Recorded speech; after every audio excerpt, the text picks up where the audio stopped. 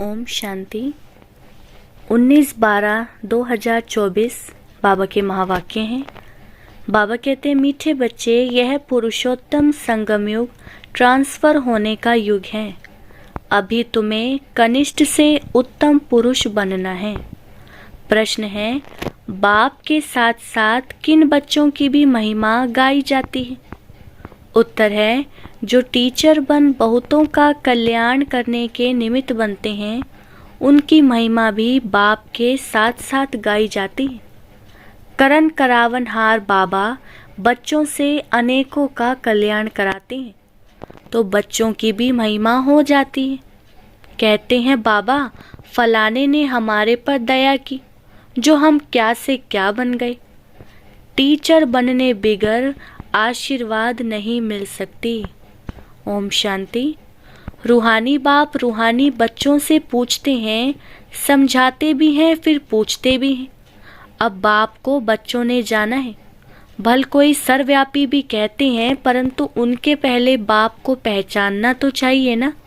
बाप कौन है, पहचान कर फिर कहना चाहिए। बाप का निवास स्थान कहाँ है? बाप को जानते ही नहीं तो उनके निवास स्थान का पता कैसे पड़े?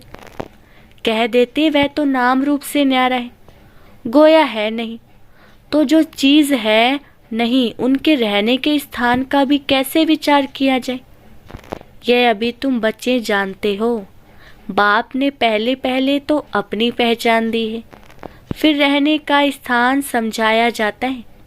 बाप कहते हैं, मैं तुमको इस रथ द्वारा पहचान देने आया हूँ। मैं तुम सबका बाप हूँ, जिसको परमपिता कहा जाता है। आत्मा को भी कोई नहीं जानते हैं।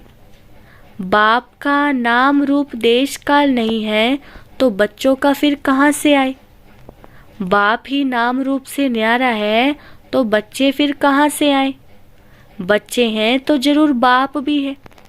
सिद्ध होता है वह नाम रूप से न्यारा नहीं है। बच्चों का भी नाम रूप है, भल कितना भी सूक्ष्म हो।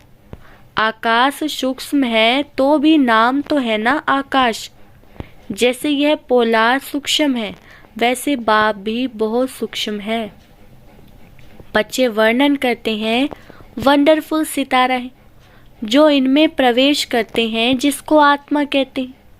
बाप तो रहते ही हैं परम धाम में, वह रहने का स्थान है। ऊपर नजर जाती है ना, ऊपर अंगुले से इशारा कर याद करते हैं, तो जरूर जिसको याद करते हैं कोई वस्तु होगी। परमपिता परमात्मा तो कहते हैं ना, फिर भी नाम रूप से न्यारा कहना, इसे अज्ञान कहा जाता है। बाप को जानना, इसे ज्ञान कहा जाता है। यह भी तुम समझते हो, हम पहले अज्ञानी थे, बाप को भी नहीं जानते थे, अपने को भी नहीं जानते थे। अब समझते हो हम आत्मा है, ना कि शरीर। आत्मा को अविनाशी कहा जाता है, तो जरूर कोई चीज़ है ना। अविनाशी कोई नाम नहीं, अविनाशी अर्थात जो विनाश को नहीं पाती, तो जरूर कोई वस्तु है। बच्चों को अच्छी रीति समझाया गया है। मीठे मीठे बच्चों, जिनको बच्चे बच्चे कहते हैं, वह आत्माएं अविनाशी हैं। यह आत्माओं का बाप परमपिता परमात्मा बैठ समझाते हैं। यह खेल एक ही बार होता है, जबकि बाप आकर बच्चों को अपना परिचय देते हैं। मैं भी पार्टधारी हूँ, कैसे पार्ट बजाता हूँ, यह भी तुम्हारी बुद्धि में है। पुरानी अर्थात पतित आत्मा को नया पावन बनाते हैं, तो फिर शरीर भी तुम्हारे वहाँ गुलगुल होते हैं। यह तो बुद्धि में है ना। अभी तुम बाबा बाबा कहते हो, यह पार्ट चल रहा है ना। आत्मा कहती है, बाबा आया हुआ है हम बच्चों को शांति धाम घर ले जाने के लिए। शांति धाम के बाद है ही सुख धाम। शांति धाम के बाद दुख धाम हो न सके। नई दुनिया में सुख ही कहा जाता है। यह देवी देवताएं अगर चैतन्य हो और इनसे कोई पूछे, आप कहाँ के रहने वाले हो, तो कहेंगे हम स्वर्ग के रहने वाले हैं। अब यह जड़ मूर्ति तो कह नहीं सकती। तुम तो कह सकते हो ना कि हम असुल स्वर्ग में रहने वाले देवी देवताएं थे, फिर 84 का चक्र लगाए अब संगम पर आए हैं। यह ट्रांसफर होने का पुरुषोत्तम संगम युग है। बच्चे जानते हैं हम बहुत उत्तम पुरुष बनते हैं। हम हर 5000 वर्ष बाद सतो प्रधान बनते हैं। सतो प्रधान भी नंबरवार कहेंगे। तो यह सारा पार्ट आत्मा को मिला हुआ है। ऐसे नहीं कहेंगे कि मनुष्य को पार्ट मिला हुआ है। अहम आत्मा को पार्ट मिला हुआ है। मैं आत्मा 84 जन्म लेती हूँ। हम आत्मा वारिस हैं। वारिस हमेशा मेल होते हैं, फीमेल नहीं। तो अभी तुम बच्चों को यह पक्का समझना है, हम सब आत्माएं मेल हैं। सबको बेहद के बाप से वर्षा मिलता है। हद के लौकिक बाप से सिर्फ बच्चों को वर्षा मिलता है, बच्ची को नहीं। ऐसे भी नहीं आत्मा सदैव फीमेल बनती है। बाप समझाते हैं तुम आत्मा कभी मेल का कभी फीमेल का शरीर लेती हो। इस समय तुम सब मेल्स हो। सब आत्माओं को एक बाप से वर्षा मिलता है। सब बच्चे ही बच्चे हैं। सबका बाप एक है। बाप भी कहते हैं हे बच्चों, तुम सब आत्माएं मेल्स हो, हमारे रूहानी बच्चे हो। फिर पार्ट बजाने के लिए मेल फीमेल दोनों चाहिए, तब तो मनुष्य सृष्टि की वृद्धि हो। इन बातों को तुम्हारे सिवाय कोई भी नहीं जानते हैं। भल कहते तो हैं हम सभी ब्रदर्स हैं, परंतु समझते नहीं हैं। अभी तुम कहते हो बाबा आपसे हमने अनेक बार वर्षा लिया है। आत्मा को यह पक्का हो जाता है। आत्मा बाप को जरूर याद करती है। ओ बाबा रहम करो।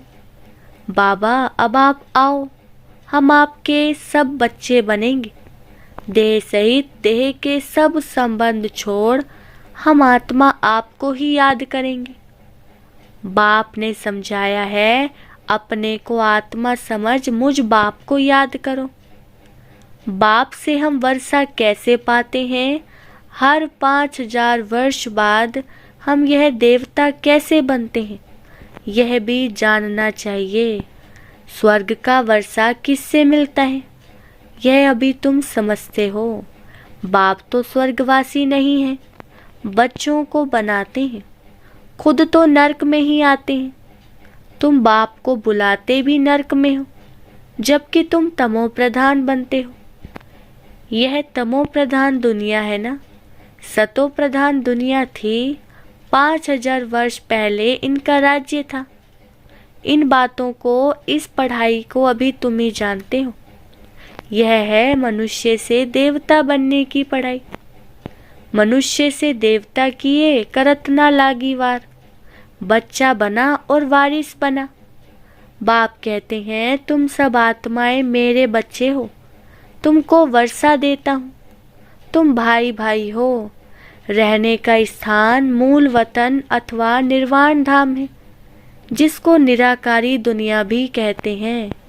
सब आत्माएं वहाँ रहती हैं। इस सूर्य चांद से भी उस पार वह तुम्हारा स्वीट साइलेंस घर है, परंतु वहाँ बैठ तो नहीं जाना है। बैठकर क्या करेंगे? वह तो जैसे जड़ अवस्था हो गई। आत्मा जब पार्ट बजाए तभी चैतन्य कहलाए। है चैतन्य, परंतु पार्ट ना बजाए तो जड़ हुई ना। तुम यहाँ खड़े हो जाओ, हाथ पांव ना चलाओ तो जैसे जड़ हुए। वहाँ तो नेचुरल शांति रहती है। आत्माएं जैसे कि जड़ है, पार्ट कुछ भी नहीं बजाती। शोभा तो पार्ट में है ना। शांति धाम में क्या शोभा होगी? आत्माएं सुख दुख की भासना से परे रहती हैं। कुछ पार्ट ही नहीं बजाती तो वहाँ रहने से क्या फायदा? पहले पहले सुख का पार्ट बजाना है। हर एक को पहले से ही पार्ट मिला हुआ है। कोई कहते हैं हमको तो मोक्ष चाहिए। बुदबुदा पानी में मिल गया बस, आत्मा जैसे कि है नहीं। कुछ भी पाठ ना बजावे तो जैसे जड़ कहेंगे। चैतन्य होते हुए जड़ होकर पड़ा रहे तो क्या फायदा। पार्ट तो सबको बजाना ही है। मुख्य हीरो हीरोइन का पार्ट कहा जाता है। तुम बच्चों को हीरो हीरोइन का टाइटल मिलता है। आत्माएं यहाँ पार्ट बजाती हैं। पहले सुख का राज्य करती हैं, फिर रावण के दुख के राज्य में जाती हैं। अब बाप कहते हैं तुम बच्चे सबको यह पैगाम दो, टीचर बन औरों को समझाओ। जो टीचर नहीं बनते उनका पद कम होगा। टीचर बनने बिगर किसी को आशीर्वाद कैसे मिलेगी। किसको पैसा देंगे तो उनको खुशी होगी ना। अंदर में समझते हैं बी के हमारे ऊपर बहुत दया करती है, जो हमको क्या से क्या बना देती है। यूं तो महिमा एक बाप की ही करते हैं। वाह बाबा, आप इन बच्चों द्वारा हमारा कितना कल्याण करते हो। कोई द्वारा तो होता है ना। बाप करन करावनहार है, तुम्हारे द्वारा कराते। तुम्हारा कल्याण होता है तो तुम फिर औरों को कलम लगाते हो। जैसे जैसे जो सर्विस करते हैं उतना ऊंच पद पाते हैं। राजा बनना है तो प्रजा भी बनानी है। फिर जो अच्छे नंबर में आते हैं वह भी राजा बनते हैं। माला बनती है ना, अपने से पूछना चाहिए हम माला में कौन सा नंबर बनेंगे। 9 रत्न मुख्य है ना, बीच में है हीरा बनाने वाला। हीरे को बीच में रखते हैं। माला ऊपर फूल भी है ना। अंत में तुमको पता पड़ेगा कौन से मुख्य दाने बनते हैं, जो डिनाइस्टी में आएंगे। पिछाड़ी में तुमको सब साक्षात्कार होगा जरूर। देखेंगे कैसे यह सब सजाएं खाते हैं। शुरू में दिव्य दृष्टि में तुम सूक्ष्म वतन में देखते थे, यह भी गुप्त है। आत्मा सजाएं कहाँ खाती है, यह भी ड्रामा में पाठ है। गर्भ जेल में सजाएं मिलती हैं। जेल में धर्मराज को देखते हैं, फिर कहते हैं बाहर निकालो। बीमारियां आदि होती हैं, वह भी कर्म का हिसाब है ना। यह सब समझने की बातें हैं। बाप तो जरूर राइट ही सुनाएंगे। अभी तुम राइटियस बनते हो। राइटियस उनको कहा जाता है जो बाप से बहुत ताकत लेते हैं। तुम विश्व के मालिक बनते हो ना, कितनी ताकत रहती है। हंगामे आदि की कोई बात नहीं। ताकत कम है तो कितने हंगामे हो जाते हैं। तुम बच्चों को ताकत मिलती है आधा कल्प के लिए, फिर भी नंबरवार पुरुषार्थ अनुसार एक जैसी ताकत नहीं पा सकते, न एक जैसा पद पा सकते हैं। यह भी पहले से नूंद है। ड्रामा में अनादि नूंद है। कोई पिछाड़ी में आते हैं, 1-2 जन्म लिया और शरीर छोड़ा। जैसे दिवाली पर मच्छर होते हैं, रात को जन्म लेते हैं, सुबह को मर जाते हैं। वह तो अनगिनत होते हैं। मनुष्यों की तो फिर भी गिनती होती है। पहले पहले जो आत्माएं आती हैं उनकी आयु कितनी बड़ी होती है। तुम बच्चों को खुशी होनी चाहिए, हम बहुत बड़ी आयु वाले बनेंगे। तुम फुल पार्ट बजाते हो। बाप तुमको ही समझाते हैं तुम कैसे फुल पार्ट बजाते हो। पढ़ाई अनुसार ऊपर से आते हो पार्ट बजाने। तुम्हारी यह पढ़ाई है ही नई दुनिया के लिए। बाप कहते हैं अनेक बार तुमको पढ़ाता हूँ। यह पढ़ाई अविनाशी हो जाती है। आधा कल्प तुम प्रारब्ध पाते हो। उस विनाशी पढ़ाई से सुख भी अल्पकाल लिए मिलता है। अभी कोई बैरिस्टर बनता है, फिर कल्प बाद बैरिस्टर बनेगा। यह भी तुम जानते हो। जो भी सबका पार्ट है वही पार्ट कल्प कल्प बचता रहेगा। देवता हो या शूद्र हो, हर एक का पार्ट वही बचता है। जो कल्प कल्प बचता है उसमें कोई फर्क नहीं हो सकता। हर एक अपना पार्ट बजाते रहते हैं। यह सारा बना बनाया खेल है। पूछते हैं पुरुषार्थ बड़ा या प्रारब्ध बड़ी। अब पुरुषार्थ बिगड़ तो प्रारब्ध मिलती नहीं।